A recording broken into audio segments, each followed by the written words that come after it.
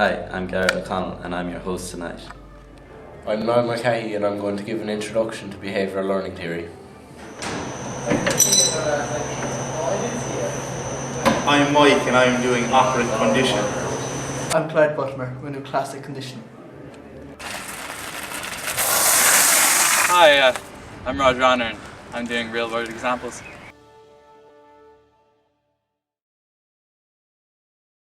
The news tonight, our main story, behavioural learning theory. Now Mulcahy brings you more. Thanks, Gary. Today I'm talking about BLTs. Your perfect BLT consists of nice bit of brown bread. Oh, sorry. Okay, 1 second now. Today we're talking about BLT, behavioural learning theory. I'm going to tell you what is it, where did it come from, and how does it relate to the classroom. First off, what is it? It's the idea that a person's behaviour is influenced by their environment or external stimuli.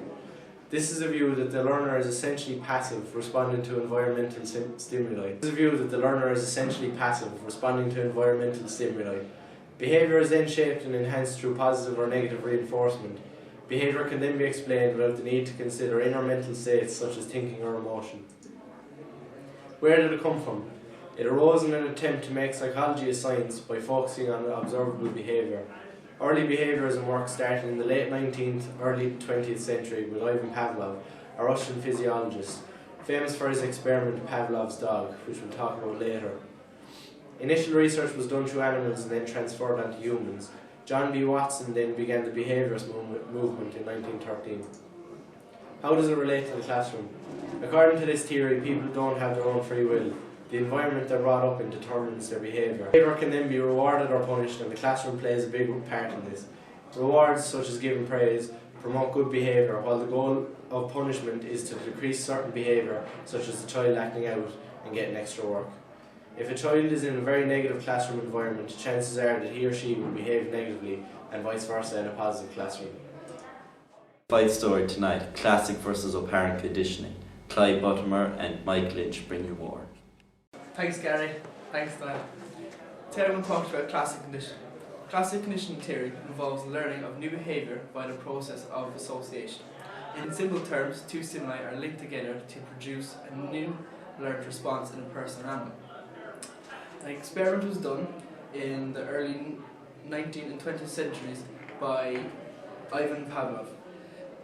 The experiment was called Little Albert. Little Albert was a 9-month-old infant who was tested on his reactions to various stimuli. He was shown a rat, a rabbit, a monkey, and various masks. Albert showed no fear to any of these stimuli. However, what did startle him and cause him to be afraid was a hammer that was struck against a steel bar behind his head. The sudden noise would cause little Albert to burst into tears. When little Albert was just over 9 months old, the white rat was present, and seconds later, the hammer was struck against the steel bar. This was done 7 times over the next seven weeks, and each time little Albert burst into tears. By now, little Albert only had to see the rat, and he immediately showed every sign of fear. He would cry and attempt to crawl away. An example of how classic conditioning works. He had no reaction to the stimuli until he heard the noise, and he gradually associated the stimuli with the noise. So there, Clyde.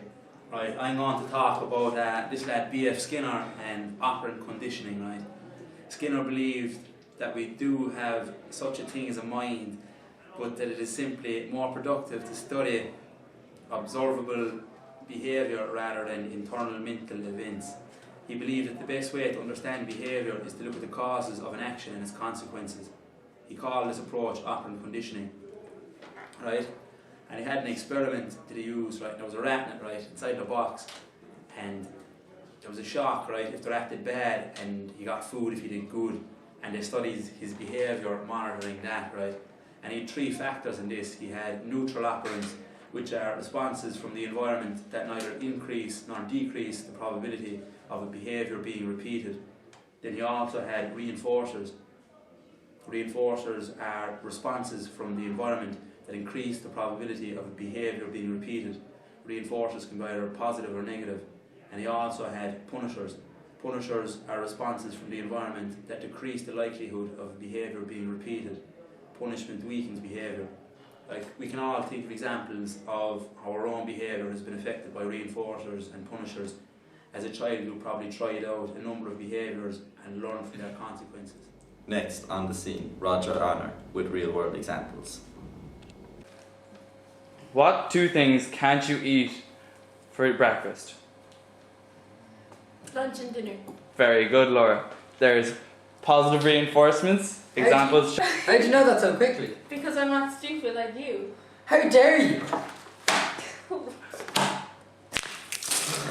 The water is an example of negative punishment, so as that James won't hit Laura again. These are real world examples of operant conditioning. An example of classical conditioning is how sheep associate the sound of a rattling bucket with food. Look as they come towards me.